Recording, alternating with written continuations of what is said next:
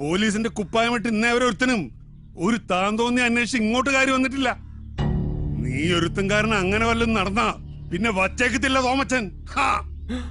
വാ പൊളിച്ച് നിക്കാതെ ഇറങ്ങടാ പുറത്ത്. ഇറങ്ങുവാ അന്നേ. എന്നാലും അമ്മാവ കൊച്ചുഞ്ഞിങ്ങനെ കക്കൂസി പോലും പോവാതെ ഇതേപടി പോലീസ് സ്റ്റേഷനിലോട്ട് കെട്ടിയെടുത്ത ആ ചീത്തപ്പേരും ഇതേ തറവാട്ടിന് തന്നെ അല്ലയോ? അധിക പ്രസംഗി. ഇനി നിന്റെ ആസനം കഴിയാൻ പോലീസാണ്. എന്റെ പൊന്ന് സാറേ, ഞാനൊന്ന് പറഞ്ഞോട്ടെ. ഇനി ഒന്ന് പറയുന്നത് പോലീസ് സ്റ്റേഷനിൽ അഹങ്കാരമായി പോവെങ്കിൽ ഒരു അരയെങ്കിലും പറഞ്ഞോട്ടെ. ഒരു ഹാഫ് അറിയില്ല. ഒരു അണുമണി നിന്റെ നോക്കണെങ്കിൽ മോനെ എന്റെ തനി സ്വരൂപം നീ ഇന്ന് കാണും. നോക്കി നിൽക്കാതെ ഇടിച്ചു കളക്കണം.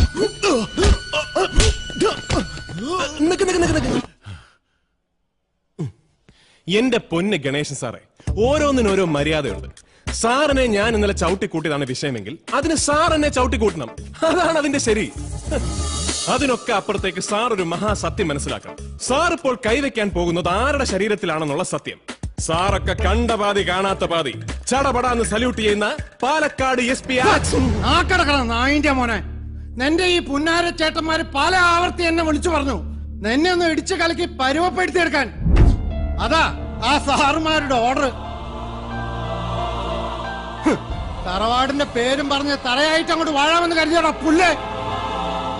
ഉത്തരവ് മോളിനാ ചവിട്ടി കൂട്ടാ ഈ പന്നീനെ.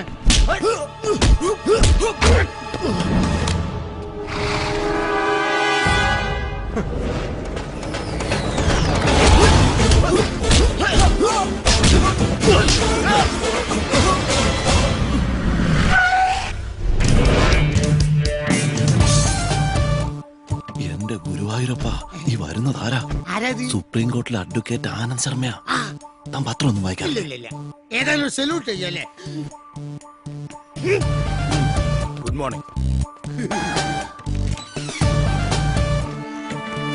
മിസ്റ്റർ ഗണേഷ്.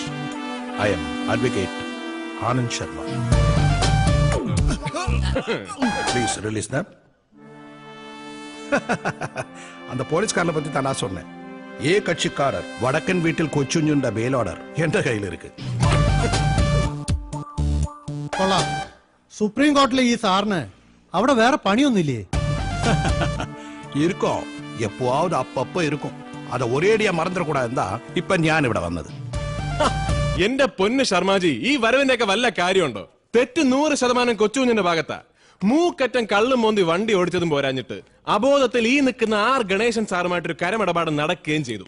പക്ഷെ കണ്ണി കുത്തിയാ കാണാത്തിരുട്ടായതുകൊണ്ട് നമ്മുടെ അച്ചു അല്ലാതെ വേറെ ആരും ഇടപാടിന് സാക്ഷ്യം വഹിച്ചില്ല. അയ്യോ, തുന്നലുണ്ടോ സാറേ? ബഹുമാനമുണ്ട് സാർ. നിങ്ങളുടെ ഈ കക്ഷി നിയമം തെറ്റിക്കുക മാത്രമല്ല ചെയ്തത്, അന്തസ്സായി ജോലി ചെയ്യാൻ ഇറങ്ങിയ ഒരു പോലീസ് ഓഫീസറെ അതിക്രൂരമായി ആക്രമിച്ച് കൊല്ലാൻ ശ്രമിച്ചു. അങ്ങനെ ഒരു FIR കൂടി ഞാൻ ഇവന്റെ പേരിൽ എഴുതി ചേർത്താ പിന്നെ ഈ നീളം കവർ മതിയാവില്ല. സാറിന് ഇവനെ ഇവിടുന്ന് അങ്ങോട്ട് ഇറക്കി കൊണ്ടുപോവാൻ. കറക്റ്റ്. ரொம்ப സിൻസിയർ പോലീസ് ഓഫീസറിന് സാർ ഇപ്പൊ പറഞ്ഞു. അതേ നേരത്തില് ഇന്നലെ രാത്രി ഡ്യൂട്ടിക്ക് ഇറങ്ങിയ സാറും സാറിന്റെ സഖാക്കളും തൊഴിലിൽ எவ்வளவு பக்தியா உண்மையா ஆத்மார்த்தமா இருந்தீங்க நிரூபிக்கிறதுக்கு எனக்கு ஒரு சந்தர்ப்பம் கிடைச்சிருக்கு. அதை நான் நிரூபிக்க வேண்டாமா? Every time you cannot be high, you know. Sorry Sharmaji, ഒരല്പം ലേറ്റായി. No you are on time. Doctor, எனக்கு இவரையும் இவர் கூட இருக்கிற எல்லாருடைய பிளட்டும் டெஸ்ட் பண்ணி இவங்க உடம்புல எவ்வளவு ஆல்கஹால் இருக்குன்னு தெரியணும். മനസ്സിലായില്ല. ഇന്നലെ തണ്ണി പോട്ടിട്ട് വണ്ടി ഓട്ടിയ എന്റെ കക്ഷിക്കാരനെ നീങ്ക പിടിക്കുമ്പോൾ நீங்க எல்லாரும் எத்தனை மாத்திரம் தண்ணி போட்டதுங்கிறத ஞான் அறியணும். அதுக்கப்புறம் எந்த மாதிரி FIR எழுதணுங்கிறத ஞான் പറയും. டாக்டர் കുത്തുங்க. ഇന്നലെ ചെക്കിങ്ങിന് ഇറങ്ങിയപ്പോ മാഹിന്ന് ദർശനം കഴിഞ്ഞു വരുന്ന ഒരു കൂട്ടം ചെറുപ്പക്കാർ ഉദിച്ച വക കിട്ടിയ പുള്ള് പോട്ട് കാലിയാക്കുമ്പോ ഞാൻ പറഞ്ഞതാ വേണ്ട വേണ്ടെന്ന്. അതിൽ ഞാനും കഴിച്ചു പോയി 4 എണ്ണം. സാർ എത്ര കഴിച്ചത് എനിക്ക് അറിഞ്ഞൂടാ. അത് സാറിനോട് എന്നെ ചോദിച്ചാ മതി. തൊഴിലില് ഇவ்வளவு போதையா இருக்கிற உங்களுக்கு இப்ப தெரியணுமே FIR எப்படி எழுதணும்னு. അല്ല, അത് പിന്നെ நமக்கு வேற வேலை ஒண்ணு இல்ல பாருங்க. அதனாலதான் இந்த பெரிய கவரோட இந்த சின்ன ஆளை கூட்டிட்டு போலான்னு வந்தேன். வரட்டுமா? ഉള്ളത് പറയാലോ സാറേ, നല്ല സാധനം വല്ലതും മേടിച്ചടിച്ച അത്ര പെട്ടെന്ന് മണം പിടിക്കുകയില്ല. എന്നാൽ ഇന്നലെ സാറ് മുഖാമുഖം വന്ന് ഊതിക്കോ എന്ന് പറഞ്ഞപ്പോഴേ ഓസിനടിച്ച കൂതറ സാധനത്തിന്റെ മണം എനിക്ക് കിട്ടി. മോനൊന്നും അതേ ജംഗ്ഷനിലാണോ ഡ്യൂട്ടി? അയ്യോ കരയില്ലടാ. അപ്പൊ എല്ലാം പറഞ്ഞ പോലെ ഈ ആനന്ദ് ശർമ്മയ്ക്ക് എന്താ വേറെ പണിയൊന്നുമില്ലേ? സുപ്രീം കോർട്ടിൽ നിന്ന് ഇവിടെ വരെ വന്ന് ഇവനെ പോലുള്ളൊരുത്തിന് വക്കാലത്ത് പറയാൻ? ഇതൊന്നുമല്ല, അങ്ങേരെ പോലെ വേഷം കെട്ടി ഇറങ്ങി പുറപ്പെട്ട വല്ല നാടകന്മാരായിരിക്കും. വിഡിത്തം പറയാത്തറ. ആ വന്നു പോയത് ആനന്ദ് ശർമ്മ തന്നെയാ. സ്റ്റേഷനിൽ നിന്ന് ആ മഫൻ ഗണേശ് എന്നെ വിളിച്ച് പറഞ്ഞതാ. ഇന്നത്തോടെ അവന്റെ ശല്യം അങ്ങ് തീരുമെന്ന് വിചാരിച്ചാ. അതിനു പകരം അവനങ്ങ് ഷൈൻ ചെയ്തു. പണ്ടാറടങ്ങാനായിട്ട് വല്യപ്പന്റെ ഒസ്യത്ത് പ്രകാരം പ്രമാണത്തിലോട്ട് അവൻ ഒപ്പ് വെച്ചാലേ വീതമൊപ്പ് നടക്കത്തുള്ളൂ. ഇതിപ്പോ പന്നിങ്ങനെ വിലം കടിച്ചു നിന്ന പ്രൈവറ്റ് ഹാർബർ ഒലത്തി കൊടുക്കാൻ ഞങ്ങളുമുണ്ട് എന്നും പറഞ്ഞ് 300 കോടിക്ക് കരാർ ഒപ്പിട്ടതും 30 കോടി അഡ്വാൻസ് കൊടുത്തതും എല്ലാം ചേർത്ത് ആ ബോംബെ പാർട്ടി നമ്മുടെ ഒസ്യത്ത് എഴുതും. അടുത്ത ആഴ്ച അവന്മാരുടെ ലാസ്റ്റ് മീറ്റിംഗ്, അത് മറക്കണ്ട. രണ്ടാമത്തെ പേയ്മെന്റ് അണ്ണാക്കിൽ ഉടക്കി. ഇനി മൂന്നാമത്തേത് മൂട്ടുടക്കുന്നതിന് മുമ്പ് എന്നെ വെച്ചാൽ തീരുമാനിച്ചേക്കണം. തന്തമാര് ഇതിന് ഇടയ്ക്ക് നിൽക്കുന്നുണ്ട ഈ മര്യാദ. അതല്ലേൽ ഭാഗം വെപ്പും ശവമടക്കുമെല്ലാം ഒരുമിച്ച് നടന്നേനെ. ആ ജോക്കൂട്ടനെത്തി. കരിമീൻ പൊള്ളിച്ചതും റെഡി. നീ എന്ന് വാതിലോർക്ക്. കുട്ടനല്ല കുഞ്ഞാന്നേ, കൊച്ചു കുഞ്ഞ്.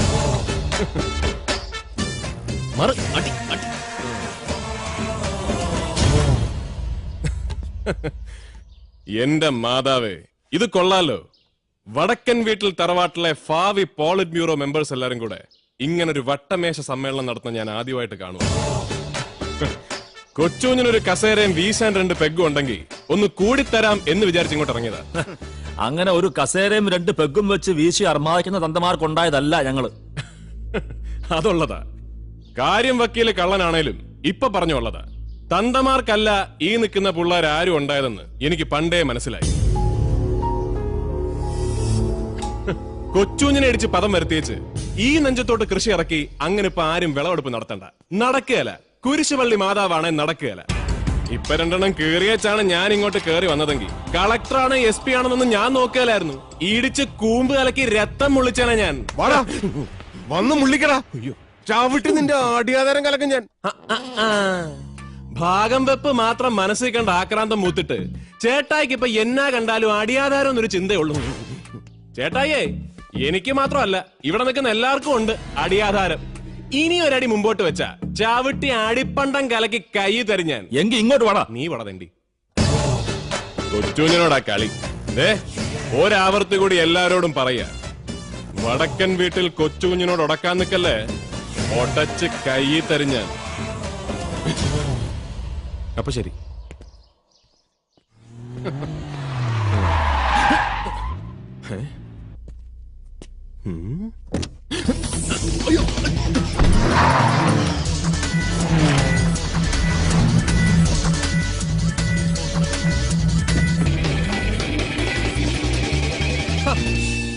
നീയായിരുന്നു.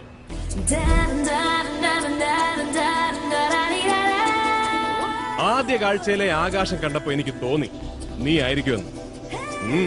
എന്നതാ മുഖത്തെ മേഘപാളികൾക്ക് ഒരുതരം മൂടൽ. വിശദീകരണം കിട്ടാൻ നിന്റെ ISROയിലെ ഏതെങ്കിലും നായരെ ഞാൻ വിളിച്ച് ചോദിക്കണം. 11 മണി കഴിഞ്ഞിട്ടും ഒരെണ്ണം പോലും അടിക്കാത്ത നീയൊക്കെ എവിടത്തെ കള്ളൂടിയനാടാ. കൊള്ളാം, നല്ല കാമുകി. എന്നും ഇങ്ങനെ തന്നെ വേണം. അതിരിക്കട്ടെ, ഇപ്പോഴത്തെ ഈ വരവിന്റെ ഉദ്ദേശം എന്താണാവോ? അതൊക്കെ ഉണ്ടടാ മോനെ. ഇനി മുതൽ ഈ Helen Varghese doctor Helen Varghese മനസ്സിലായോ? അതിനിടയ്ക്ക് നീ ഡോക്ടറോ ആയോ? അതേതായാലും നന്നായി. വല്ലപ്പോഴൊക്കെ എനിക്ക് എന്റെ ലിവർ ഒന്ന് ചെക്ക് ചെയ്യാലോ. ആ ഡോക്ടർ അല്ല മോനെ ഈ ഡോക്ടർ. ഇത് നിന്റെ ആമാശയം ചെക്ക് ചെയ്യുന്ന ഡോക്ടർ അല്ല, ആകാശം പരിശോധിക്കുന്ന ഡോക്ടറാ. ഡോക്ടറേറ്റ്, PhD, ISROയിലെ ജൂനിയർ സയന്റിസ്റ്റുകളിൽ ആദ്യം ഡോക്ടറേറ്റ് കിട്ടിയ ആളാ ഞാൻ. ആ ക്രെഡിറ്റ് കിട്ടിയ വകയില് ഒന്ന് കറങ്ങാന്ന് വിചാരിച്ചു. അത് സംശയിക്കണ്ട, ചെലവൊക്കെ എന്റെ വകയാ. നിന്റെ കയ്യിൽ ഒന്നും ഉണ്ടാവത്തില്ലല്ലോ. അതല്ല, അവിടെ നിന്റെ ഡാഡിയും മമ്മിയും ഒക്കെ ലാൻഡ് ചെയ്തിട്ടുണ്ട് നിന്റെ ഒരു ഇൻട്രൊഡക്ഷൻ പഞ്ചിന് വേണ്ടി. കാലങ്ങൾക്ക് ശേഷം പൊന്നാരമോള് വടക്കൻ വീട്ടിൽ തറവാട്ടിലേക്ക് തിരിച്ചെത്തുന്നതല്ലേ. നമ്മളായിട്ട് എന്തിനാ പഞ്ചില്ലാതാക്കുന്നത്?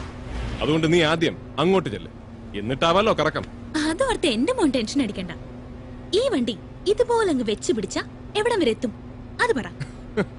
ഈ ഗിയറിലാണെങ്കിൽ മിനിമം ഒരു പാണ്ടിലോറിക്ക് അടിയിൽ വരെ എത്തും. പാണ്ടിലോറിയെങ്കിൽ പാണ്ടിലോറി.